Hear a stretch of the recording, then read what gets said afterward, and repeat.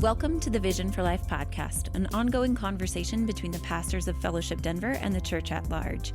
Each week, we talk about life, faith, the Bible, and how to follow Jesus as we go about our daily lives. I'm Autumn, host of the podcast, and Hunter is joining me again today. Hunter, thanks for being here with me. Autumn, it's good to be back. We are picking up a conversation. This is part 2 of a 2-part conversation based around the book called The Intentional Year. It's by Glenn and Holly Packiam. And so our prior episode discussed the first part of that book and a framework that Glenn and Holly offer up for reflecting on the past year and looking towards the year ahead. So we're picking up that conversation with a suggestion that they make about taking an inventory of the 5 spheres of life. But before we jump into that, I wonder if you'd summarize our prior conversation for us, Hunter. Well, the big idea of this book is that you would set aside some time either at the end of a year or at the beginning of a year to be intentional about the upcoming year, hence the title, The Intentional Year. And it starts by prayerfully looking back and asking what has been significant and meaningful and impactful, and that could be for better or for worse, in the last season of your life. And you're doing this prayerfully, so you're not just coming up with your own thoughts about this, but you're really asking God to show you what has been significant. And they gave some questions that we went through last time about how they review the year that is past, and then you begin to look to the year ahead. And the big question they ask for the year ahead is, what is this upcoming season about, or what's most important in this upcoming season? We didn't cover this last time, but Glenn Packiam gave a great example of how he first learned to think about a season. He tells a story of when he had come from Malaysia to the United States to go to college, and he's in the U.S. for a very specific purpose, which is to go to college, and he gets invited to participate in a traveling rock band, essentially.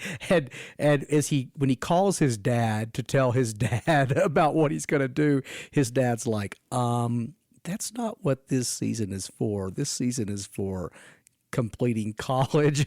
And I think traveling in the band was going to have to require taking a year off of college. And his dad reminded him, like, that's a great thing. It's not a bad thing. His dad wasn't against the band, but it's not what you set out to do for this season. It's a good reminder that without understanding what season we're in, we can often be distracted by all kinds of other opportunities and options that come up. And so there's real value as you begin to look ahead and asking, what's this season for? Now, today, we're going to discuss 5 spheres that they give us to think through for the season that is ahead. I think they've selected these 5 spheres because they're crucial to the state of our hearts and reveal something to us about the nature of our relationship with God. As I read through the chapters in their book that examine each of these 5 spheres and share their thoughts and their practices as they take inventory, that's the term that they use, take an inventory of these 5 spheres. And those are, again, prayer, rest, renewal, relationship, and work. And the substantive part of each of those chapters that I walked away with was that it's an examination of our spiritual life with God in each of these domains, looking at what factors are affecting our prayer, our rest, our renewal, relationship, and work, and the state of our hearts in each of those. They point out that each of these 5 require our intention and investment in order to live a purposeful and abundant life. Shall we pick up with the first of those 5 and just take them in order? Let's walk through them. All right. So the first of these 5 is prayer. And we're not going to try to summarize everything they say about each one of these subjects, but we do want to pull out a couple of things that were helpful to us and encourage our listeners to go and read the book for themselves. The main thing that was helpful to me in this section is that they started there with prayer. And they said, we start here intentionally because everything we do as people needs to flow out of hearing and responding to God. So it needs to flow out of that relationship with Him, and it needs to flow out of prayer. And so I appreciated their reminder. It was almost like they were saying, if there's one sphere you definitely want to be intentional about for the year ahead, it's prayer. And if you were not intentional about any other spheres, but you were intentional about prayer, you're probably going to end up being intentional about the other spheres. That's my translation. I don't think they say that exactly, but that's the value of putting it first. They share one particular practice within this sphere, as they call it, of prayer that we've talked about on the podcast before, and that is praying the Psalms. And you've shared some encouragements in the past, Hunter, but I'd love to hear you again share why this is such a powerful practice. They make the point that the Psalms are models of prayer, and often you learn to do something not by just figuring out how to do it on your own, but by following models that have been laid down before. And so they recommend simply reading through the Psalms out loud sometimes and stopping every few lines and adding your own prayer that would be in tune with what the psalmist is praying. This is a great way to learn to pray. It's not just figure out how to pray, talk to God. Prayer is just talking to God, so just talk to God. Rather, it helps you say, what do I say to God? Well, follow this form in the Psalms. We've talked before on the podcast about the Psalms and the Lord's Prayer are the model prayers, the template prayers that we follow, and we typically follow them by saying the exact words that are written in our Bible and then stopping every few lines and adding our own thoughts that are in response to these few words. It's a great way to learn how to pray. You mentioned, too, as we were discussing this, that you've recently adopted another practice of prayer. And I think you said that is keeping a specific list. I started keeping a prayer list, which might sound wild because I've kept prayer lists before. And as a pastor, I get asked to pray for all kinds of things, and I write them down. I write them down in my journal. But I discovered recently that I didn't feel like I was as intentional in intercession for people and for big things as I wanted to be. And partly that was because I couldn't remember them all. And then that was because like I had written it in a journal entry 2 weeks ago, like, oh, pray for so-and-so. But I'm not rereading that journal entry. So I just thought I need one place where I can see the major things I'm praying for all at one time. I can kind of keep it updated. And so I started a spreadsheet that has prayer requests that I think I want to continue to give myself to over time. Now, again, that sounds so basic, and it's almost embarrassing to admit that I'm a pastor. I didn't have an Excel spreadsheet with my prayer request yet, but it's been really helpful to me. One of the bigger principles is I feel like learning how to pray is something the Lord has really grown me in over 10 years, and yet I don't at all feel like I'm a great prayer, but I do feel like I've grown a ton in 10 years.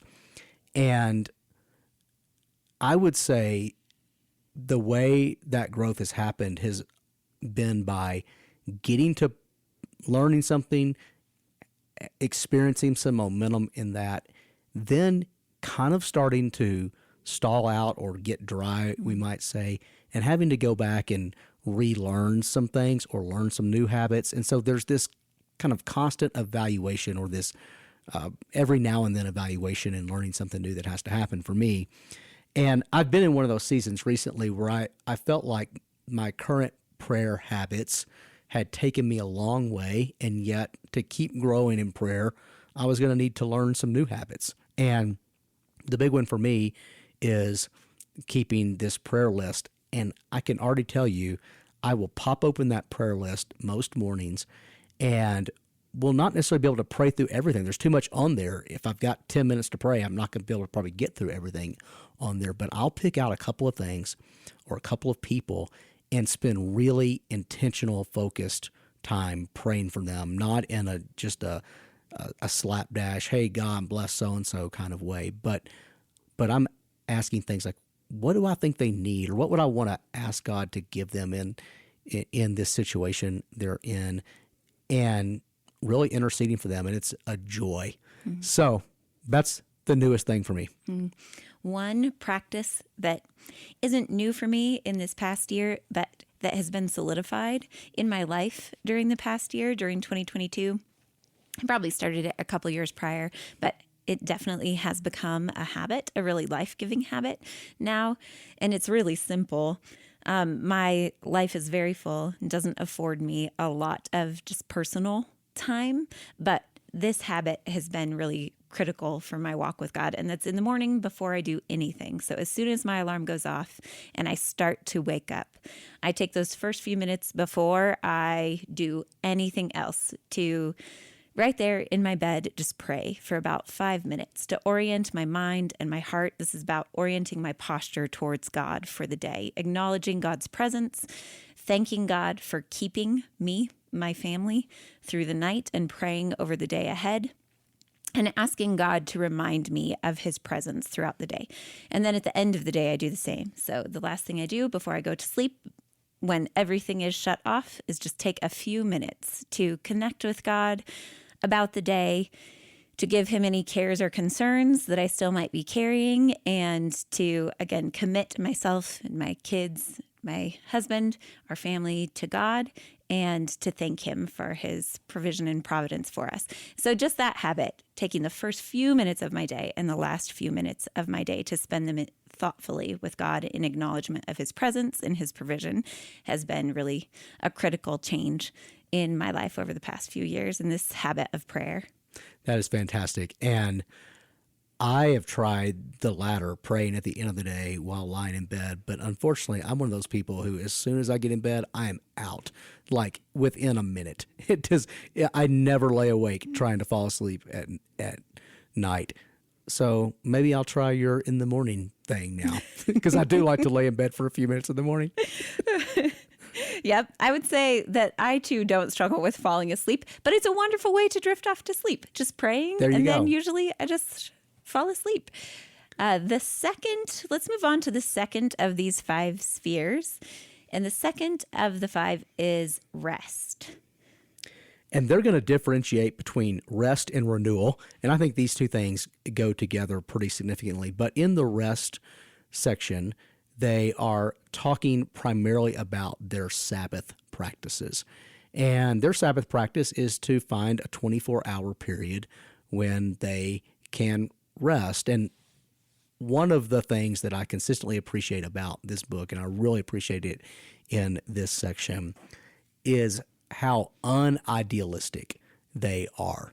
Holly, for example, is really clear about some of the family rhythms that our kids are in with sports and things like that mean, like, okay, if the ideal is we're going to have, all of our kids and our whole family is going to rest for 24 hours, we're going to be together, it's going to be quiet, we're going to be unplugged. Well, the reality is if one of your kids is playing soccer, that might not be possible. And she's really clear about that. So I appreciated the lack of idealism in this Sabbath section. But beyond that, the central insight I took away was when they talk about needing to prepare for the Sabbath, meaning there's some things you've got to get done or get set before your day of rest begins so that you can rest on the day of rest. One really practical example that Glenn offered up in that section about external preparation is thinking ahead. For instance, if he sets an out of office or notification so that any emails that come in during that time, people are aware that he is not going to answer them, not going to be available for that period of time, or thinking through meal preparation, how to make it simple for that extended period of rest. So there definitely was this aspect of external preparation to generate an internal posture of rest. If my house is messy, I can't rest very well. And so one thing for me is just to get the house straightened up the day before my day off. The other thing that is big for me is on weeks that I'm preaching, my day of rest is typically Friday.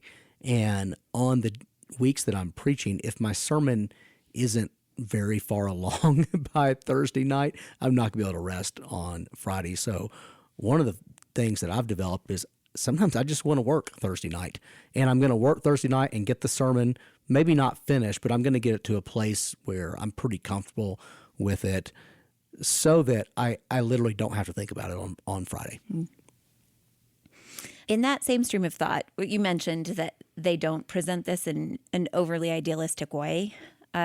This idea of Sabbath may or may not be something that you can incorporate.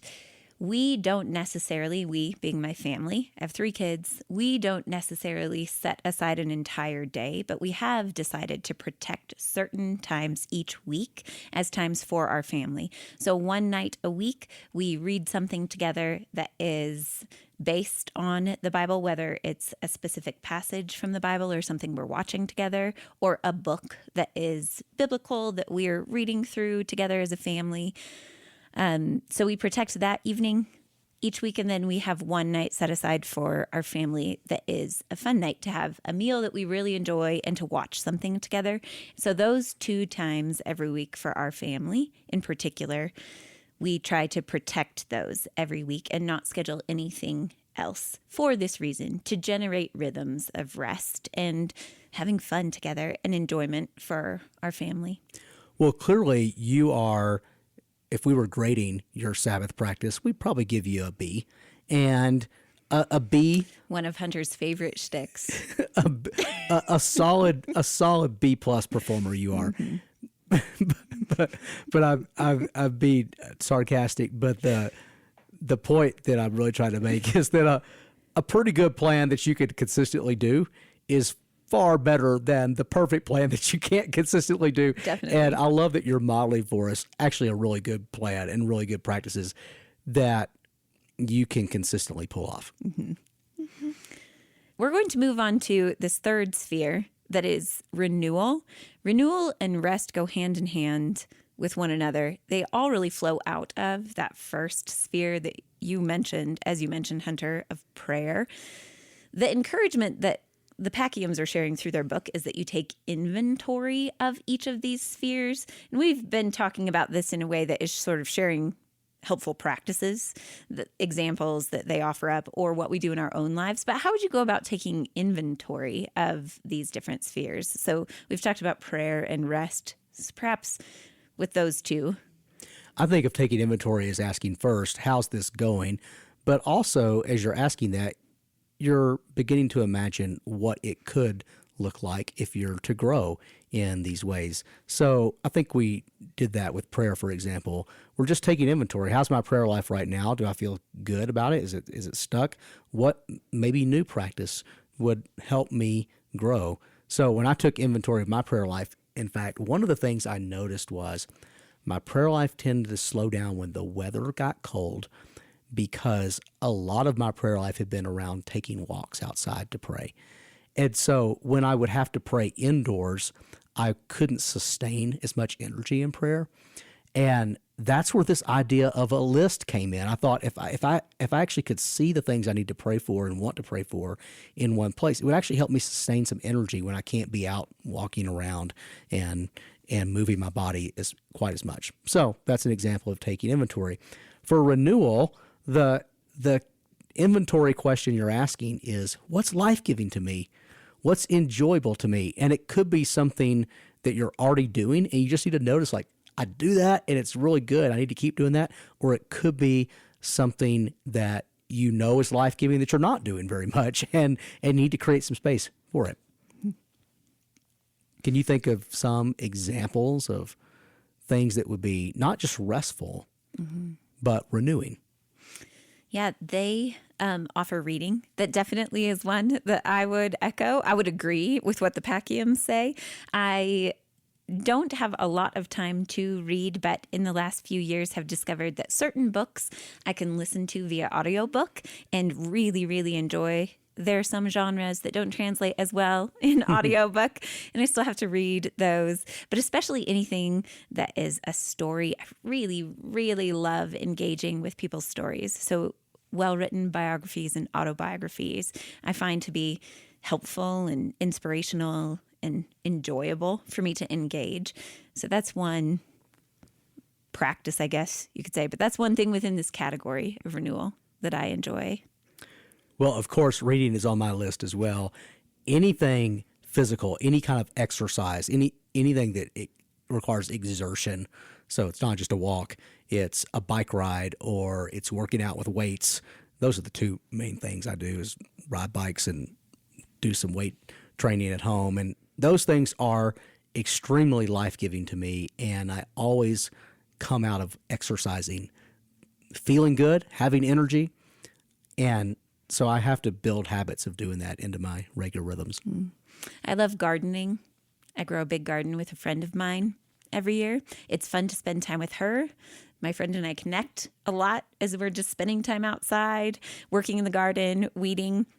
I also have a deep appreciation for the earth and the soil, the way God created earth and the soil to be life-giving, to be really sustaining. And it carries so much significance in that God created Adam in the account in Genesis from the earth. And so I love gardening for all of those reasons. I find it to be really significant in my ability to connect with God, to appreciate creation, and I just enjoy it. And if you combine the rest and the renewal categories, you might incorporate some of the things that are renewing into your Sabbath. Your Sabbath doesn't have to just be sitting still all the time. And I mentioned this on the previous episode, but one of the things I like about the habits they recommend is to the extent you make them enjoyable and things you look forward to and fun, the more likely you are to do them. So if you find yourself having trouble unplugging and taking a full day off, I would say do something fun that you enjoy and that is renewing on that day off. Don't just make it a day to sit around and be quiet, but do something you really enjoy. As a family, one of our regular rhythms, I think that fits in this category, is family dinner. Most nights of the week, we eat dinner together.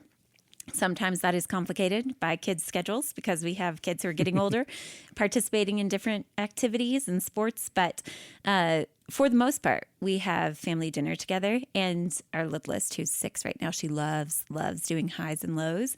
But it is a really fun, so high, you share the highlight of your day, something good. And low, you share something that was hard or difficult or sad that day. And she will make us all do it every evening at family dinner. We love that rhythm, but also then we've adapted a practice of practicing gratitude during that time and that regular rhythm of reminding ourselves about the many, many good gifts that we have and practicing out loud what we're grateful for, rehearsing that to each other and celebrating it together. It's a really sweet family rhythm that is very renewing for our family, but also as a parent, realistically, for ourselves and our kids, serves the purpose of counterformation against the very natural bent we have towards being entitled. Well, the next category is relationship. And now you're thinking about the people who are significant in your life, or maybe the people who aren't significant in your life who you want to be significant in your life. Yes. And in each of these categories, prayer, rest, renewal, and particularly in this category of relationship, we're assessing and identifying not only practices that are good and helpful, but what in each of these spheres we want to prioritize. And that's such an important question in this category of relationships. Which relationships need to have the majority of my time, my energy, my attention? Which relationships is it appropriate for me to give myself to in that way? Glenn tells a story that I actually think many men can relate to. And he was doing an exercise where he had to ask the questions, what rhythms do I have in my life with my best friends? And as he reflected on that, he's like, I couldn't come up with anything. And I think many men live friendless lives, or their lives aren't as full of significant friendships. And especially as we get older. Now, it may be the same for ladies, but I've noticed particularly with men that as we get older, and by older I mean like out of our 20s, significant time with friends gets diminished. And typically it doesn't get diminished because we make a decision to diminish it. Rather, it gets diminished because we just get busy with work. Maybe we get busy with family. And so we are purely reacting to the demands that are coming our way. Our days are kind of already fully scheduled for us. And next thing you know, it's been a year and we haven't had great time with men who we actually love and enjoy being with.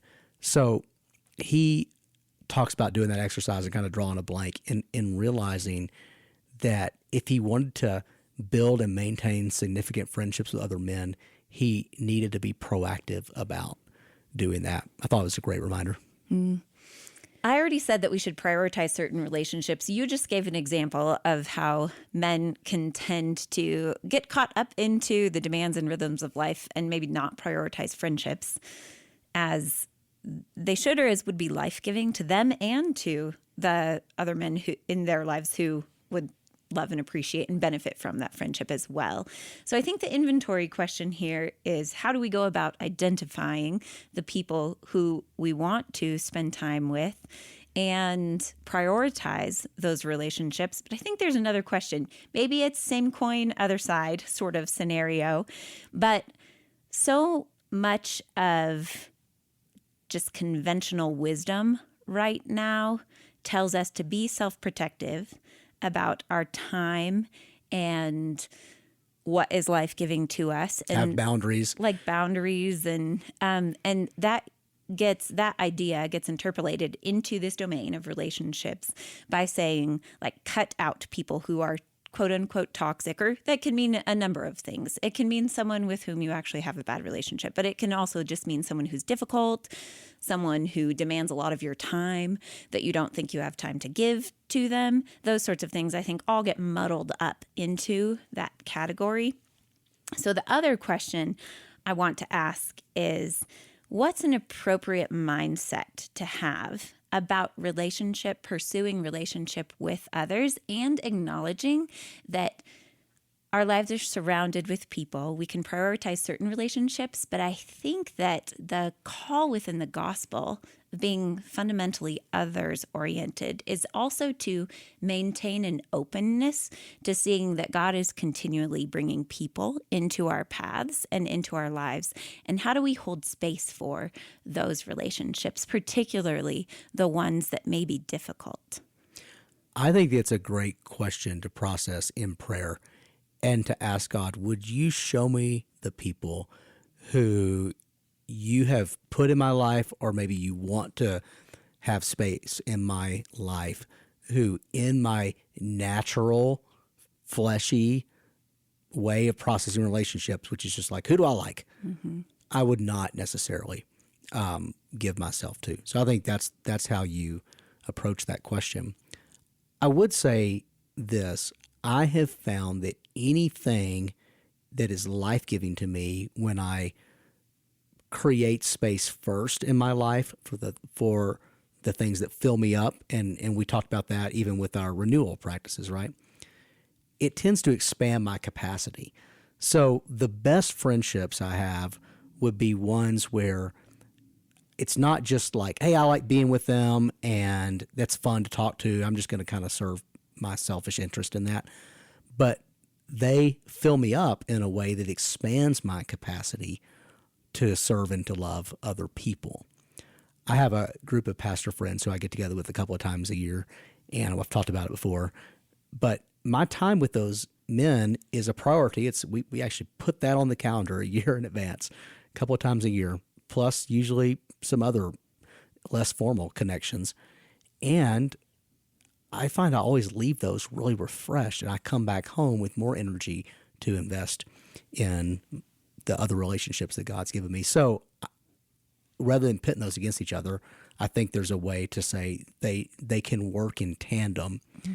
But you're raising a great point, and that is, if we only ask who fills me up and who gives me energy, we're probably going to miss the other side of the equation, which is, who has God really called me or put in my life that he just wants me to love? Mm-hmm. Thanks, Hunter. In this process of assessment, Glenn offers a question that's really helpful, and that is, what's in the space between us? So this is with someone specific in mind, thinking about someone with whom you have a relationship. It could be an intimate relationship or not, so a close friend or just an acquaintance. But this was a helpful assessment question. Can you explain it? Yeah. In the spirit of taking inventory, this is now not just asking like, well, what's an important relationship, or what's a life-giving relationship, or what is even a relationship God wants me to pursue. This is more taking inventory of the relationship itself and asking, how is it? And what might God be asking of me in that particular relationship? And the question, you've already said it, is what's in the space between us? And here's how Glenn summarizes it. There is always an unseen and unspoken space between two people. Sometimes it's hesitancy or nervousness. So you might think about someone who you know, someone who you interact with, and maybe you want to be closer to them, but you're nervous that if you try to move closer to them, it's not going to work, or you're hesitant for some reason, right? So that sits in that space between you. Sometimes it's pain from a previous wound, like maybe they remind you of someone else that's hurt you, or maybe there's been a conflict in your past, and that's sitting there in that space. Sometimes it's bad habits of relating or communication patterns that are destructive or dysfunctional. It could be comparison or competition. If you have a friendship with someone who works in the same field you do, comparison and competition could always kind of be sitting there in that space between you. Like I can think of like pastors who that sits in the space between us. I enjoy them. I really get energy out of being with them. And there's always that sense of like, especially when we're younger, of like, well, how's your church doing? How's my church doing? And that's always kind of dancing in that space between us. So he makes the point: closing the gap between two lives requires paying attention to our own hearts. Like, what do I feel? What do I experience? What's kind of in that space between us? Moving toward each other, being secure in who we are, and appreciating similarities and differences. Another example he gave was like feelings of shame or rejection. So it could be a relationship where there's been some awkwardness in the past. One of the habits we have to develop is to know what's in that space, and then be able to even name, like, this is what I've contributed to that space, or this is what is just going on inside of me that contributes to that space, and then still moving into that space in a way that moves toward that person. Yeah, that's such a helpful insight. I found this to be true for myself over and over and over again, particularly if there's just some sort of barrier, like you mentioned, or awkwardness. It could be for a variety of reasons, and really actually acknowledging it, taking a minute to think about this, to ask this question, what's in the space between us? And then, as you said, move into that space anyway is exactly what's often needed. And typically what I find is that it's not as big a deal as I tend to make it out to be in my mind. I was literally thinking of an example where comparison sits in the space between us. And this is someone I really enjoy connecting with him. But because comparison sits in that space, it can be easy to go, I mean, it's just always a little awkward, you know? And so just to take inventory of that and say, you know what, I'm going to be intentional about connecting with him anyway, because I so enjoy spending time with him. Yeah. The 4 spheres that we've talked about so far: prayer, rest, renewal, relationship, and then the last is work. So let's talk about that. Let's talk about taking inventory of this sphere of work. They give us 2 categories that are related but distinct. And those categories are vocation and occupation. And I thought this was really helpful. Vocation is big themes of your calling. Occupation is what you're actually doing right now today. And it could be a paid job, or it could be an unpaid job. Vocation, for example, would be, I'm called to be a pastor.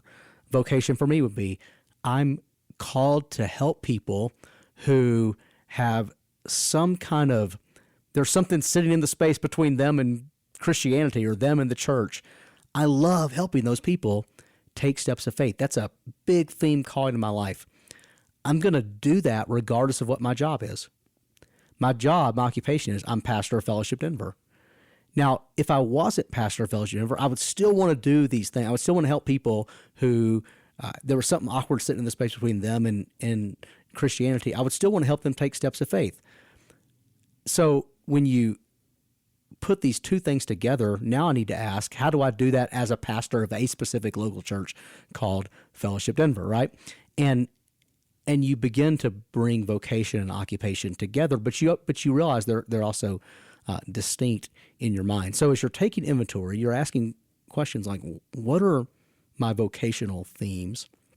And sometimes there could be old themes that are waning and new themes that are being born. And sometimes you just need to be reminded of what the themes are. And so that's the first question. What are the vocational themes? And then the second question is more like, what am I going to do about those in this season of life with the occupation that I'm in? And like one of your vocations is to be a mother. Your occupation as a mother might look different depending on the seasons of life that your children are in, right? Mm-hmm. So you're asking questions about practically how's this vocation going to get fleshed out this year. Mm. The realistic way that they spoke about work was again refreshing in this section. A couple of the things that they identify throughout the book. We keep saying Glenn says this and Holly says this. That's because in the book they actually say, like, Glenn wrote this section and Holly wrote this section. That's why you have heard us talking in that way on the podcast.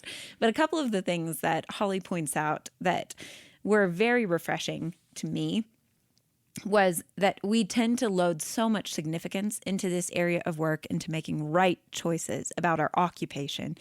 And she points out that we can look back, whether on the past year or on the trajectory of our life, and see all that has happened to us in our life and work experience as God's equipping for us, and to just trust that, to trust that God has led us, that God keeps us, and that God will use all of that as equipping for what lies ahead. And then she also says, as opposed to the way that we can tend to culturally look at work, those lenses tell us that we need to find work that's really compelling or really fulfilling.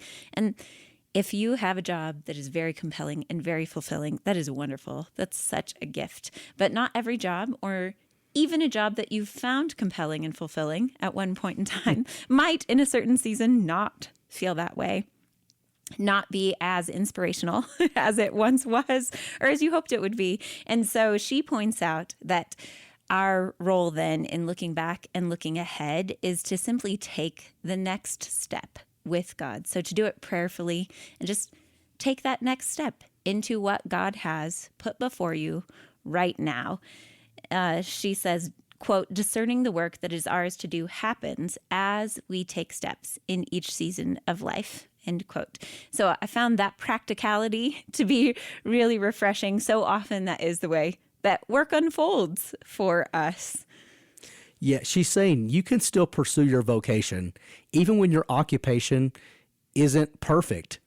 And you can still pursue your vocation even if your occupation doesn't even give you an outlet to pursue your vocation. You might just need to pursue it in a way that's outside of your daily paid occupational work. I find that really liberating because there can be this tendency to load so much pressure into our job to be the perfect match with our vocation. And to be honest, very few people get to experience that. And that's typically something that is earned over time by being really good at your occupation, gaining a measure of independence or a measure of control over your daily work. And it's just not realistic that everyone's going to have that in every season of your life. I can think back and remember a time when my vocation was really pursuing preparation for pastoral ministry. And my occupation was working in accounting, and those things did not match up perfectly, right? And I felt the disconnect between those, but that work paid the bills. It did not prevent me from pursuing my vocation. Mm-hmm. And I would find ways to practice my vocation even with the people who I worked with. I would try to be a chaplain or a pastor to the extent that I could act like one with the people that I worked with. Trusting God in each season and trusting that God is using that to equip you, seeing it as formative, then I think also is freeing. It doesn't mean that we have to, as you mentioned, Hunter, have a job or hold a job in that moment that feels as if it's the perfect fit. There's a novel that we both like that explores this exact dynamic. It's called Jayber Crow by Wendell Berry, and the main character believes that his occupation will be pursuing ministry, and he ends up in the occupation of being a barber. But his vocation is still very much interacting with people in a way that is spiritually encouraging to them. And so he pastors people through his occupation of being a barber. But it's a beautiful story, and I think helps us imagine maybe what this dynamic looks like. The Packiums suggest in the book that after you take inventory of these 5 spheres of life, prayer, rest, renewal, relationship, and work, that then there's this, again, this is part of the shift, as you mentioned, Hunter, in looking forward. So then the next step is establishing rhythms for the next season or making a plan. How do we go about that? Shifting from this mindset of like, asking questions that are assessment questions about the state of these different spheres of our lives, and then aligning our actual practices with those. If you've done this inventory work well, you probably have some things you want to do in the year ahead that are slightly different from what you've been doing in the past. And so really the question is, how do you start to make some changes and do some things differently than what you've done in the past in order to pursue prayer and pursue rest and pursue renewal and these relationships and to do well at your work? And a few things that come to mind for me that I glean from this book in terms of practically how you do it. First, a weekly kind of rhythm or a monthly rhythm can be really helpful. So here's kind of my normal week, and my normal week's going to be set up in a way that's going to allow me to pursue these. Here's maybe my normal month. One of the things that came to mind for me was I remembered how life-giving it is to have a day of solitude and prayer. And that's a habit that I haven't had over the last couple of years. In fact, I was talking to our pastor, Rich Dugan, about this a couple of weeks ago, and he was sharing with me he was going to go away on a 2-day solitude and prayer retreat. And I was like, oh, I need to do that so much. It just reminds me. So one of the things I'm going to incorporate into my year ahead is I'm going to do that quarterly. I'm going to have a day of solitude and prayer on a quarterly basis. So I'm going to think about how would I block this out? And then a second tool that's super helpful to me is a calendar. and I literally go and block out the times on my calendar a year in advance for the things that are most important. So my relationship with my family is really important. My parents are older, and so like one of the things I know about this upcoming season is like, I'm not going to have my parents forever. And I really want to prioritize being with them. So that means I want that time on my calendar. I want it blocked out. I don't want to make commitments that would keep me from being present at big family things. Now, my family not being local in Denver means being with my family usually involves getting on a plane. And so it's not like I'm going to be tempted to be pulled into my family's every daily activity. My parents aren't asking me to come over every night. If your parents are local, they might be asking you to come over for dinner every night. That's not my case. And so it has to be really intentional about it. I want to make sure I blocked out that time. So I'm going to put that on the calendar a year in advance. These quarterly days of silence and solitude I just mentioned, I'm going to put those on the calendar, and I'm not going to let anything get in the way of those. So when I put those things on the calendar, then I find that I can build a rhythm that I can live in. That's the process of protecting those priorities. So you've identified the priorities. Now you put the process in place to give those the time and space that they warrant because you've identified them as priorities. One of the central insights of the book and our discussion here is that we have to choose, hence the term intentional, we have to choose to orient our lives around God. And then from that, what flows from that are these other priorities, like family, the relationships that we've mentioned, like creating rhythms of rest and renewal based on our time with God and what we prioritize in our life with God. But I'm mindful in this discussion that it can also sound like we're simply giving people a list of things to do. I think that's not our intent. That's why we have talked first about the necessity of prayer. But in the past, Hunter, I've heard you talk about how grace is participatory, or the process of transformation, rather, into the likeness of Christ is participatory, that we receive God's grace freely. And that initiates a process whereby we are transformed. Could you explain that a little bit? I think that's such a key insight into any sort of discussion like this that can sound like we have this very high locus of control, even though our hope in it is that we're actually ceding that control to God. Well, theologically, this is the difference between justification and sanctification. Justification is being declared righteous and in good standing with God, and sanctification is the process of actually growing and being transformed into the likeness of Christ. We might say becoming more mature in Christ. Justification is exclusively God's work. We don't contribute anything to our justification except trust in Jesus. And even that faith and that trust, I think Paul says in Ephesians, is itself a gift of God's grace. It is his work in us to create trust and faith. So God even gives us what we need to give to him in order to be justified and to put our faith in Jesus. So in that sense, our salvation is entirely God's work. Now, you could say the same thing about sanctification in a sense, because everything that's needed for sanctification has been purchased for us by Christ. Everything that is needed for our transformation, including the life and the energy we need, is purchased for us by Christ. So it's also exclusively God's gift. And in a day-to-day lived experience, though, we participate in it. And we participate in it by doing what Paul calls the obedience of faith. And the obedience of faith is simply following God's word and applying God's word to our life and putting real effort into that and expecting that God's grace is going to sustain and meet us and even do far more through that than it would naturally produce on its own. So there's an old saying that grace is not opposed to effort, it's opposed to earning.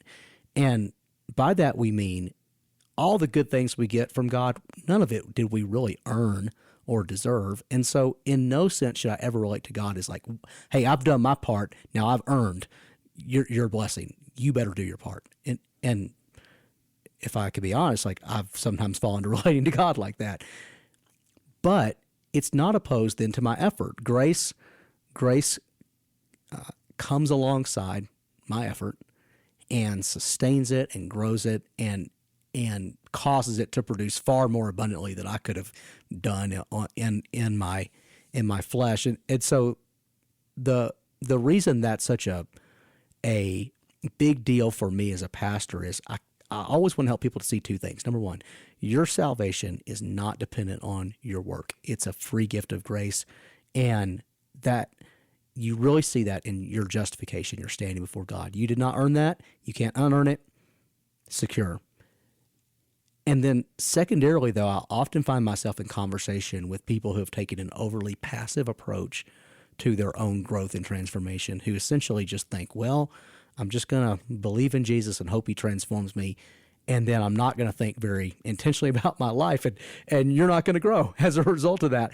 You've got to put the effort and the work, and they're modeling for us.